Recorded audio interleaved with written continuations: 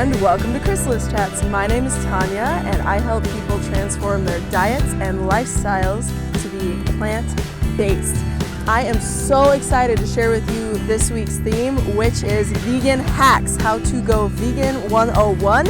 And today's topic in particular, we're going to be talking about transitioning to a vegan diet using fake meat or meat alternatives. So, what can you do if you're transitioning vegan? Well, a lot of times people who are transitioning to a plant-based diet, they're kind of like, oh, but what about my burger? Or, oh, what about my favorite, animal-based meal? And I'm here to tell you today, because my intention in this video is to share with you just some quick tips on your journey while you're transforming your whole diet and lifestyle, right? I'm here to tell you today that you don't have to lose out on anything going to a plant-based diet. You can still have your burger, you can still have whatever it is that floats your boat, that one thing that's like an animal-based product that you just feel really, really awesome about eating, right? But you don't want to eat meat or you don't want to eat cheese from an animal. So I have some suggestions for you. And before I get into those three things, I just want to say I hope my lighting's okay right now. We're just at the beach, we're chilling, we're out here. I'm literally standing in the lake. There's like this big rock down here, and every once in a while the waves come up and my feet are like, whoa, that's cold, but it's awesome because it's really hot right now. So anyway, I hope it's not too distracting. I hope you can still see my face and hear what I'm presenting to you and feel the good energy that I'm sending your way, okay? So the things that I would recommend that you do transitioning to a plant-based diet, and you really don't want to miss out on your meat or on your favorite animal product, are look for alternatives that are literally plant-based versions of what it is that you enjoy. Now, don't get it twisted, because I do want to address with you that, yeah, it's not going to taste the same, especially at first. And also, some people say, oh, it's just not as good, or, oh, that one brand, I tried it and it sucked, or I tried vegan cheese and it sucked. And I also want to just be totally honest with you all, because that's what we're all about here on Chrysalis Chats, is just the 100% real deal, especially as you transition to a plant-based diet. I just want to give you the best, most authentic insight I possibly can. And I want to be honest with you and say that not all brands are equal, okay? So not all brands of vegan cheese are going to be the same. Not all brands of a plant-based burger are going to be the same, okay? And honestly, don't be discouraged as you're trying different brands of things if you find that some of them just flat out suck, because on the real, y'all, some of them do, okay? Some of them they might have a weird texture, they might not taste so good, they might just not really work with you, right? However, there are increasingly so in the past, I would say 10 years especially, I personally have seen a huge difference in the market in the last 10 years. There's just been so many more options coming out, and really more and more people are working on developing delicious plant-based meat alternatives, okay? And so, one thing that you can try, and I'm just going to give you a few options here. I mentioned cheese, so quickly let's touch on that, because cheese is so yummy, right? I mean, I think a lot of us are really just like, yeah, cheese is delicious, and I totally understand, until you go on a plant-based diet and you look at it more as like an animal excretion from a mammal's tit, excuse the frank tone there, but it's true, right? Until you start to look at it as an excretion of an animal that's meant to feed a baby cow and turn them into multiple thousands of pounds over the matter of a few months, you're really kind of like, cheese is the stuff, And so with that, I recommend Dia brand. That's my favorite brand. It's made using pea protein. And actually, as long as you heat it to a good amount, really just heat it up to where it melts, it's delicious. And I've fed it to so many omnivorous friends of mine, and they're really just impressed. They love it. We'll have one of their frozen pizzas, which is also gluten-free if you're transitioning off of gluten as well. And, they'll really just enjoy it and be like, wow, I had no clue that a plant-based cheese could taste so good. I also use it in other things, but stay tuned if you're really about the cheese note for an upcoming video I'm going to do on Nooch, which is nutritional yeast, because it's oh so good, oh so tasty, and full of B vitamins, okay? But that's my first suggestion, is just look for alternatives for your favorite products, okay? And then I want to get into some specific meat alternatives for you. So the first one I'll recommend is tofu. Tofu is not so much a meat alternative as much as it is just a really good source of plant-based protein, because it is derived from soy.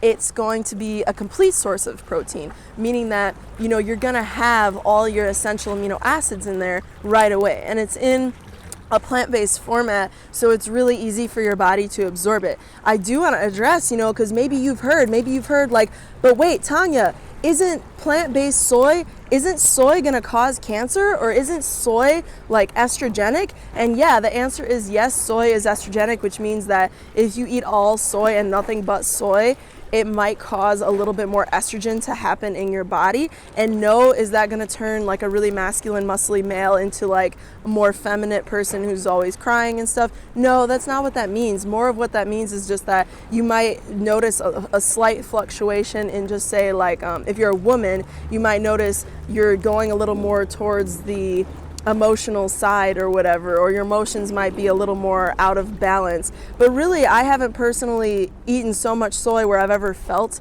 any of that, but just in doing research, I just want to let you know that's not really a concern. I will say that it's important to balance your diet, so don't rely on soy for every meal of every day, because anything in excess, no matter if it's healthy for you or not, is ultimately going to cause an imbalance in your body.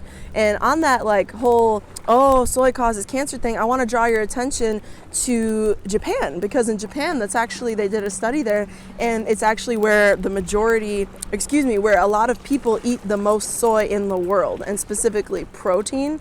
So we're talking about tofu, right? And they did a long-term study there with a lot of different women, just looking at their risk of breast cancer and looking at what they were eating. And it turns out that while all those women were eating a lot of tofu, like more tofu than any other region in the world, they had the lowest, or some of the lowest, rates of breast cancer. So that whole myth right there is kind of just blown out of the water, right? A lot of times when you eat a lot of soy and you have negative responses, it's my understanding and belief that it's because that soy has come from genetically modified sources. And if you want to know more about GMOs and what is a GMO and what can it do and how can it hurt you, just go back and look at my previous video on what is a GMO, okay? But that's my first suggestion. And then I would also say, consider going with tempeh. And tempeh is really great because it's basically soybeans and rice that has been fermented into like a very meaty texture. So if you're more of a texture eater and you're really interested in having that nice, just something you can bite into, something really nice and firm, and you want to make, say, like a really nice BLT like sandwich, that's one of my favorite things to make. And I actually use tempeh, so it's not the same concept as vegan bacon, although that is an option. You don't have to lose out on your bacon either if you're transitioning to a plant-based diet for health reasons, or you're growing your empathy towards animals and you're realizing how gross a lot of the additives are that go into the production of animal products. If you just want to eat bacon still, you can get a vegan bacon, but I personally enjoy some tempeh, and I marinate it in barbecue sauce, and then I fry it up in my favorite oil, like coconut oil, most likely, and then I put that on a nice sandwich with some slightly toasted bread, lettuce, really fresh, awesome tomatoes, usually like an heirloom tomato, and it's just divine. It really is just so good, and I feel all the sustenance coming from it. And it's a fairly simple meat alternative, tempeh. It's just fermented soy and rice, right? So I recommend that you check it out. And the last alternative meat or fake meat that I would consider if I were you transitioning into a vegan diet would be seitan. And seitan is not the devil, it's not Satan, it's seitan.